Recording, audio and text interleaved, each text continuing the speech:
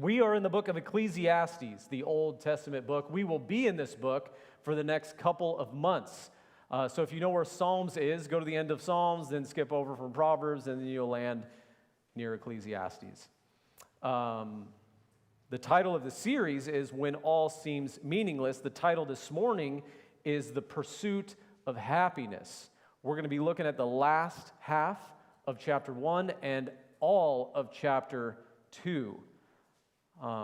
When we started the series last week, I talked about how the book is about man's endless pursuit of meaning and purpose in life and in the world. And right from the start, if you were here with us last week, or you just look back in your Bible to chapter 1, verse 2, we see sort of the conclusion of the matter, at least his starting point, is this, that vanity of vanities, all is vanity.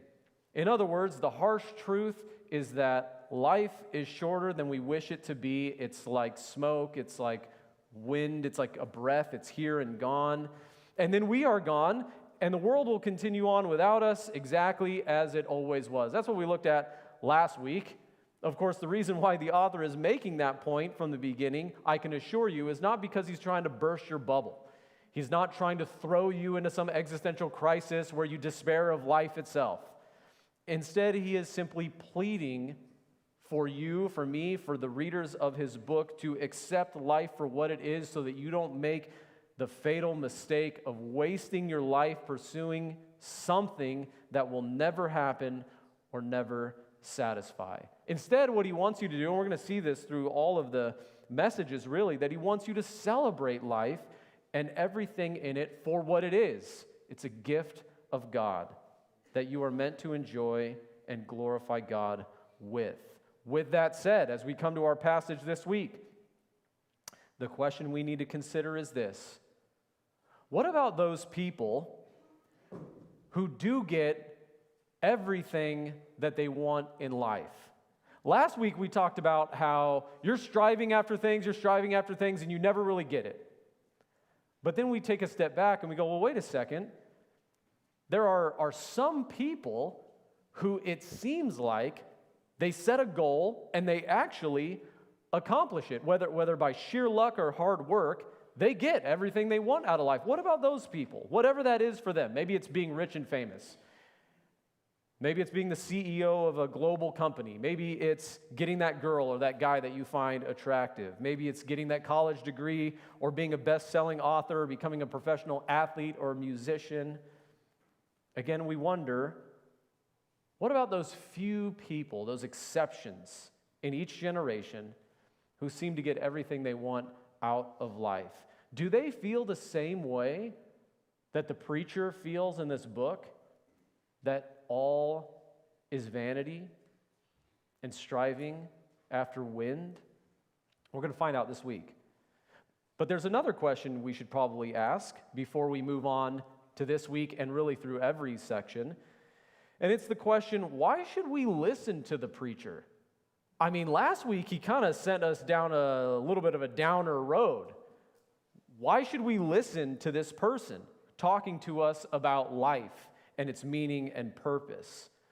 What makes him worth listening to? And the answer, as we're going to see this week, is not simply because he's the king in Jerusalem, which again we learned last week. He'll say it again this week. The answer is not because of the position that he holds, though that's certainly important, but it's because he has personally experienced everything this life has to offer. He is one of those few people who accomplished everything that he set out to accomplish and experience. And this is what he discovered. In the end, it's also vanity. It's a fleeting moment. It's a passing pleasure with no real gain. And he shares this experience for two reasons: to warn us that to not pursue meaning in the wrong places, and two, to tell us what he learned in the process of discovery. So that's kind of the road ahead. The text we're going to look at is long, so I'm going to break up the reading of it.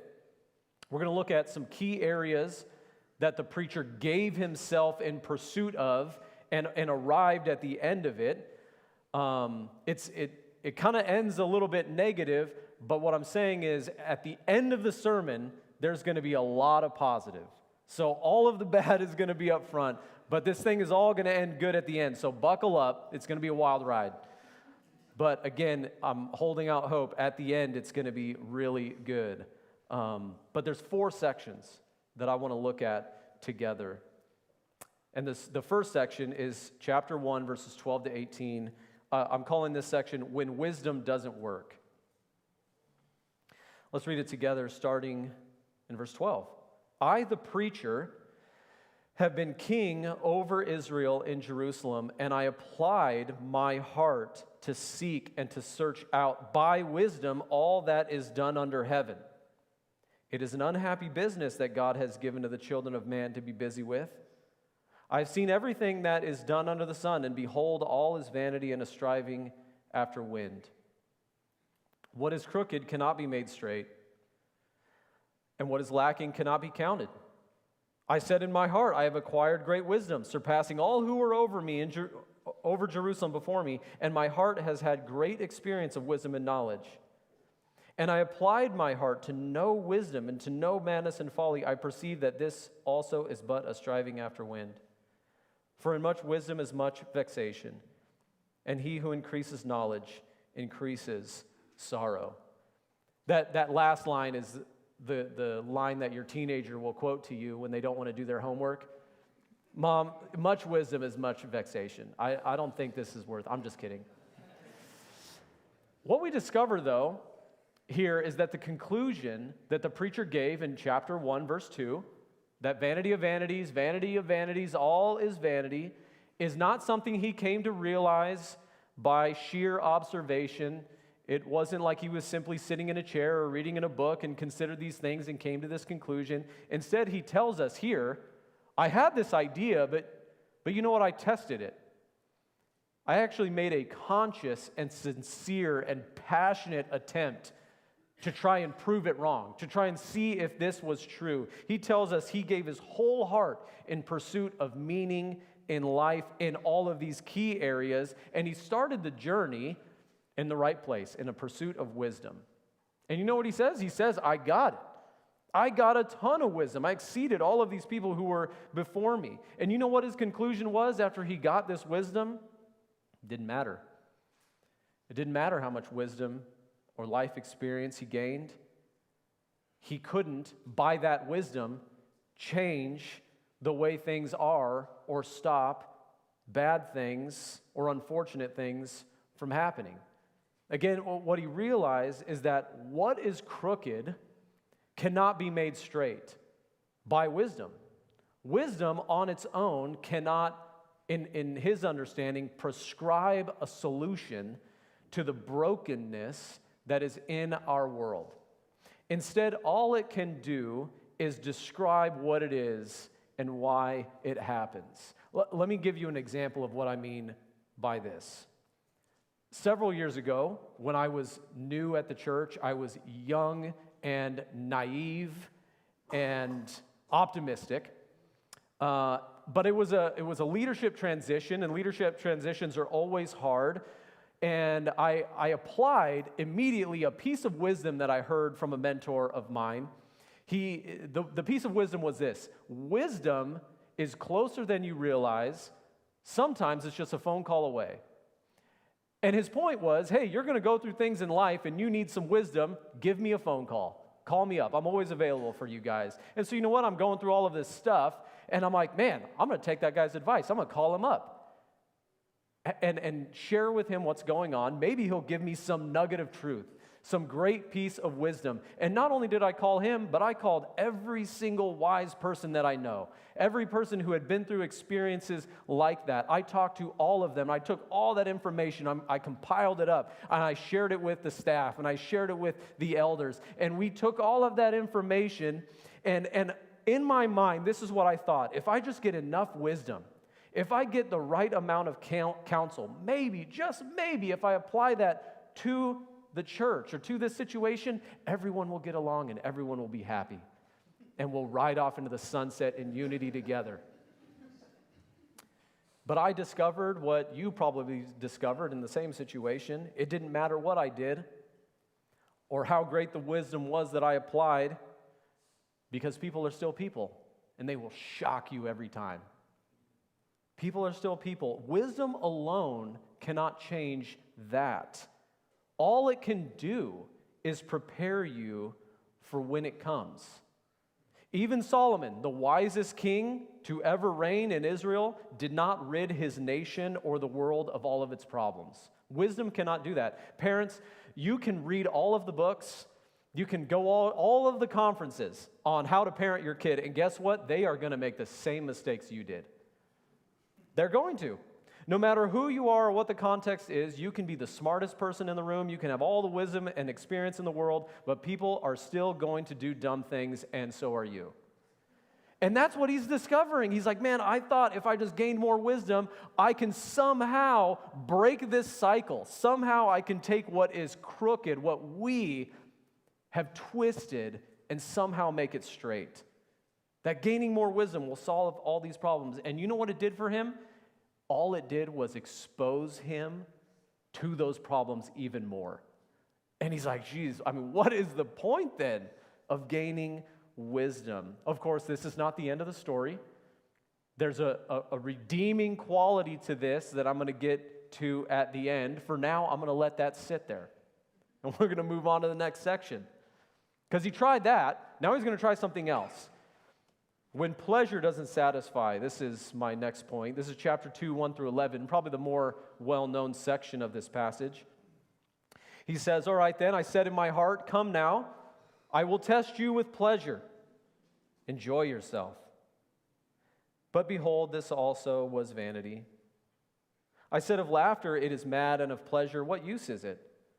I searched with my heart to cheer my body with wine, my heart still guiding me with wisdom, and how to lay hold on folly, till I might see what was good for the children of man to do under heaven during the few days of their life.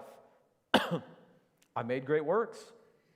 I built houses and planted vineyards for myself. I made myself gardens and parks and planted in them all kinds of fruit trees. I made myself pools from which to water the forest of growing trees. I bought male and female slaves and had slaves who were born in my house. I had also great possessions of herds and flocks, more than any who had been before me in Jerusalem. I also gathered for myself silver and gold and the treasure of kings and provinces. I got singers, both men and women, and many concubines, the delight of the sons of man. Verse 9, so I became great and surpassed all who were before me in Jerusalem. Also my wisdom remained with me, and whatever my eyes desired I did not keep from them. I kept my heart from no pleasure, for my heart found pleasure in all my toil. And this was my reward for all my toil. Then I considered all that my hands had done, and the toil I had expended in doing it. And behold, all was vanity and a striving after wind, and there was nothing to be gained under the sun. There's a great quote. You've probably heard it before, and many others have said similar things, but it's from Jim Carrey, the comedian and actor. He said this, I think everybody should get rich and famous and do everything they ever dreamed of so they can see that it's not the answer. Jim Carrey is not a Christian. Supposedly he's like religious now or so. I don't know what his deal is, but he at least has come to some conclusion that whatever he was doing before, that's not working. But he admits, man, I was trying it, and it wasn't the solution. We, though, often think that those who get everything they want out of life are the happiest people in the world. But the truth is that the opposite actually happens. They are often some of the most depressed, lonely, and unhappy people you will ever meet. And the reason why I think this happens is because the thing that really drove them to be so successful was the hope that there was something out there on the horizon, that if they just get there, then they'll sort of be complete, they'll be whole, they'll be satisfied, they'll understand their purpose in life. But then they get there, and they don't get it, and then they lose the one thing that was actually driving them, which was hope.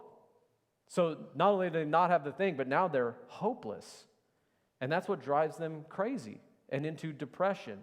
The crazy thing about the preacher is that he applied his heart to seeking pleasure in this life. He was the ancient hedonist, somebody who just lived for pleasure. Whatever I want to do, that's what I'm going to do. He sought money and houses and possessions.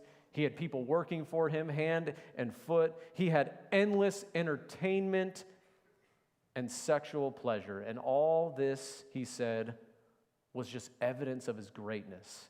This is the, pimp my ride, and I just dated myself hard right there.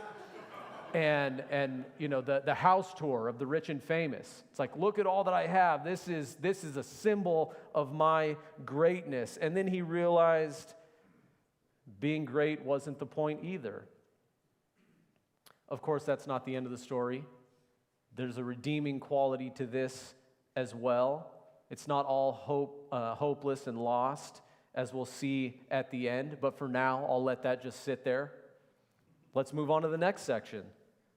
When wisdom does not distinguish is what I'm calling this section. This is 12 to 17. So I turned to consider wisdom and madness and folly, for what can the man do who comes after the king? Only what has already been done. Then I saw that there is more gain in wisdom than in folly, as there is more gain in light than in darkness. The wise person has his eyes in his head, but the fool walks in darkness. And yet I perceived that the same event happens to all of them. Then I said in my heart, what happens to the fool will happen to me also. Why then have I been so very wise? I said in my heart that this also is vanity. For of the wise as of the fool there is no enduring remembrance, seeing that in the days to come all will have been long forgotten, how the wise dies just like the fool. So I hated life, because what is done under the sun was grievous to me, for all is vanity and a striving after wind. One of the desires, I think, of every person is to escape or avoid the inevitable hardships of life. And we often think, you know what, if I just get enough wisdom, if I have the right information, if I just do the right things, whatever the right things are, then perhaps I can avoid this bad thing or that bad thing from happening. And we do this only to discover that we can't control the things that happen around us or happen to us. For example, you can be the safest driver on the road.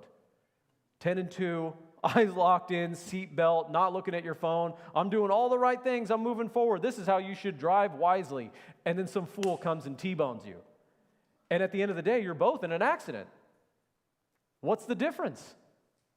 And that's what he's reflecting on. You can be the smartest student in your class, and then you get paired up with the laziest student in your class in a group project. And guess what? All of you get an A. And you're like, what had just happened? I did all the work, and this person didn't, and yet we all get the A. That's just the way life works sometimes. Wisdom doesn't distinguish you as much as you wish it should. In this section, the preacher is saying, I sought after wisdom with the hope, with the intention that it would distinguish him from other people, that somehow it would help him to avoid certain things that happen to everyone else, maybe even advance him beyond his peers. And his first conclusion is, yeah, there is some benefit to wisdom.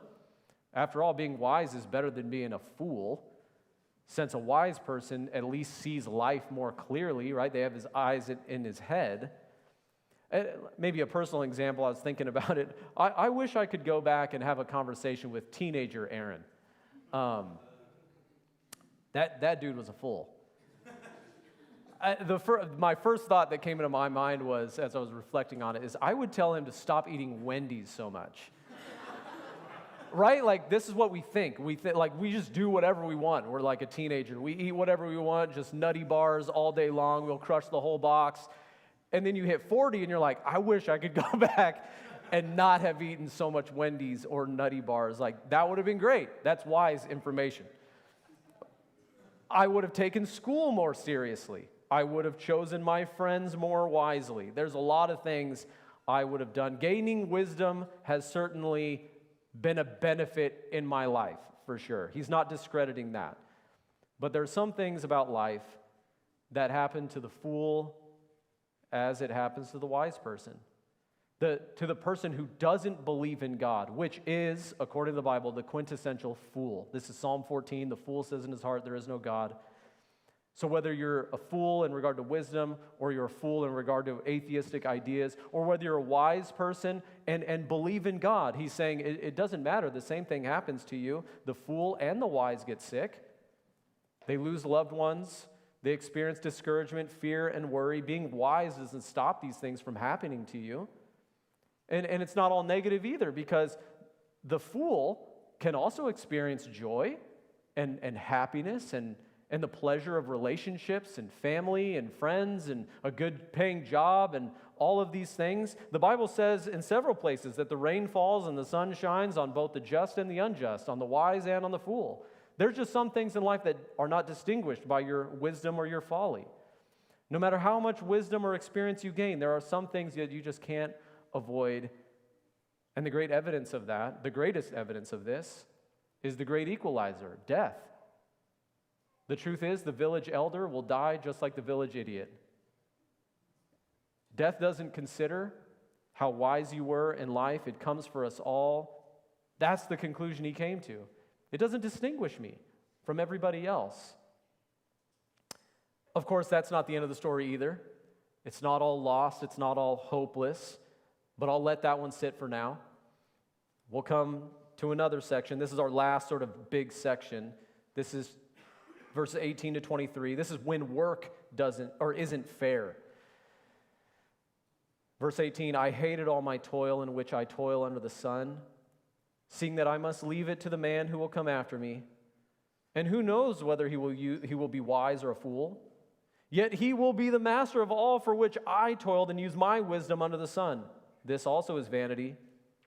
So I turned about and gave my heart up to despair over all the toil of my labors under the sun, because sometimes a person who has toiled with wisdom and knowledge and skill must leave everything to be enjoyed by someone who did not toil for it. This also is vanity and a great evil.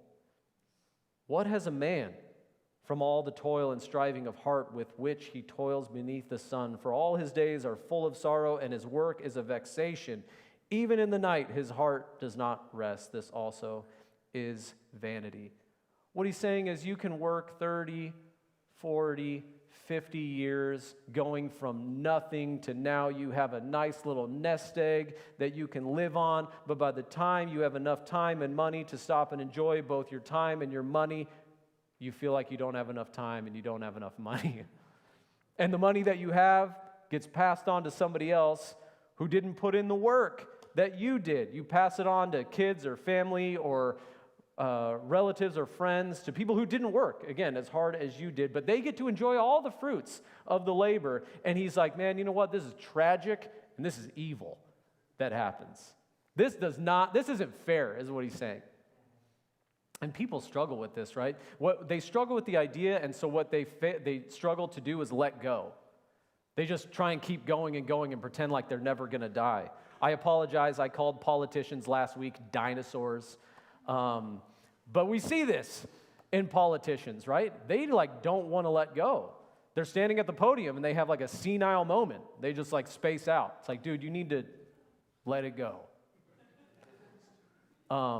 Coaches and players, they won't retire because they feel like the team won't win without them. I actually, in fact, see a lot of pastors struggle with this. They get to that point in their ministry and it's time to let go and let someone else lead, and they don't know how to do it. And I think for many of them, this is because in their minds, they built that church. If they're a church planter, certainly they feel that way. They planted it, they led it for 30 or 40 years. Their identity is wrapped up in that thing, and they don't know how to let it go. Or maybe they didn't plant it, but they sustained it for 30 and 40 years, and the last thing they want to do is hand it off to the next generation of fools who are going to take what they built or what they led and run it into the ground. Of course, I think on some level, some of them are also scared, but maybe unwilling to admit, that they're afraid the next generation might actually do better than they did. And they're afraid of that too. But the truth remains, sometimes work isn't fair. That you work your whole life and then you don't really get to enjoy as much of it, and then you're gone and somebody else gets to. It's a strange thing. Of course, that's not the end of the story either. There's a redeeming way to look at that, but I'm going to let that sit there. As we come to the end here, this, I think, is the conclusion. Let's look at chapter 2, verses 24 to 26. This is the end of the matter. There is nothing better for a person than that he should eat and drink and find enjoyment in his toil. This also I saw is from the hand of God. This is the key here, verse 25. For apart from him, who can eat or who can have enjoyment? For to the one who pleases him, God has given wisdom and knowledge and joy. But to the sinner, he has given the business of gathering and collecting, only to give to one who pleases God. This also is vanity and a striving after wind. Here's his conclusion. After all the things he sought after and then found a dead end in it, this is what he learned at the end. Everything you have, even the pursuit of what you have, it's all a gift from God for you to enjoy. But that is the clarification. You will have no enjoyment in anything that you do apart from the God who gave it to you. If you try and do that, then you'll feel that empty place. You will have no redeeming purpose, no ultimate purpose in any of those things. You have to enjoy life and understand life in the context of the giver. All of the gifts you have come from the giver, not apart from him. The Westminster Catechism famously states in the opening question, what is man's chief and highest end? Man's chief and highest end is to glorify God and enjoy him forever. The secular humanist, the person who doesn't believe in God and pursues life for themselves, they say man's chief and highest end is to advance myself and enjoy everything I could possibly lay my hands on to enjoy. And in the end, you won't have it. Man's chief and highest end is to glorify God and to enjoy him forever. The rhetorical question in the text is, apart from him, who can eat or work or gain wisdom or have enjoyment? The answer is nobody, nothing. So what's the conclusion he came to? Or that's the conclusion he came to. And when that is rightly aligned, when you understand that I can enjoy the gifts when I'm connected to the giver relationally, you can actually go back and see how the gospel, how what Jesus did for us in his life and his death and resurrection, how his life redeems all of the things that we have gone over today. For example, human wisdom cannot fix our problems. There's nothing we can do that will make straight what sin has made crooked. But Jesus can. Jesus does. In fact, in Luke's gospel, when it talks about how John the Baptist came to prepare the way for the Messiah, there's all these quotations from Isaiah, but one of the quotations was, he came to make straight the paths of the Lord.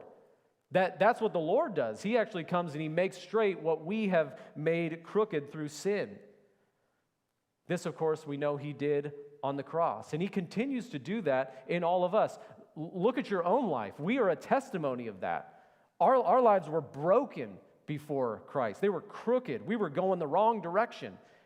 And he set us on a right path, and he's keeping us on that right path. This is what the gospel does. Similarly, Jesus said, what does it profit a man if he gains the whole world and forfeits his soul? You may be able to get everything you want in life, like the preacher did. But in the end, you'll realize that it wasn't worth it if, in the process of gaining all of those things, you gave up your soul in pursuit of that. And how do you give up your soul? By not remembering that the only way to enjoy life is to enjoy it through faith in God. And going back to that fact that wisdom doesn't distinguish us from the rest, the same event happens to the wise as it happens to the fool. But don't we wish it was a little bit different? Don't we wish there was something that would set us apart from the rest? Does it have to be that way? And in fact, Jesus tells us it actually doesn't, ultimately. Remember when we were studying through John's gospel, Jesus said, if you believe in me, though you die, yet you shall live. The wise and the fool dies, but the wise who puts their faith in Jesus, they will live again. So there is a distinguishing thing in this world. It's not through the things that we accomplish. It's not through the things that we do or acquire. It's through the gift that we receive, the gift of salvation. When we believe in Him, we will all suffer that fate, no matter how much wisdom or life experience you have. And yet the one who puts their faith in Jesus will live again. And finally, it is difficult to accept that you work and you work and you work and you accumulate and you accumulate, and then you pass on the fruits of those efforts to people who didn't work as hard for them. But the gospel actually sets us free from being slaves to our possessions and our own accomplishments. And the gospel actually reverses that and says, you know what? You work so that you can pass that on to the next generation. When Jesus gave the Great Commission in Matthew 18, he said, go, or Matthew 28, he said, go and make disciples. He made them disciples, and now he's saying, now you go and make disciples, and the process continues. Make disciples who make disciples who make disciples.